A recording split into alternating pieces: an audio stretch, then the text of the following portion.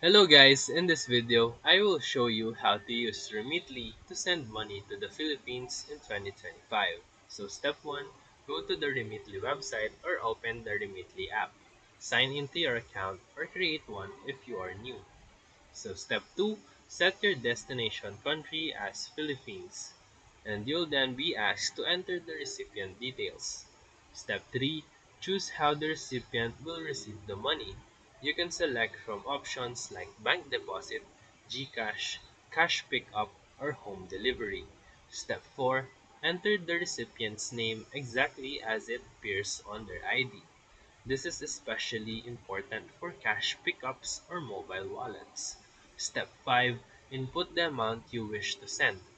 You will see the exchange rate and fees before confirming. Step 6. Select your payment method.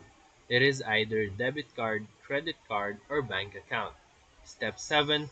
Review all the information, then tap or click Send Money. Once completed, the recipient should receive the funds in just few minutes, depending on the method that you choose. So if this video helped you, feel free to like and subscribe for more quick tutorials, reviews, and comparison videos. Thank you for watching.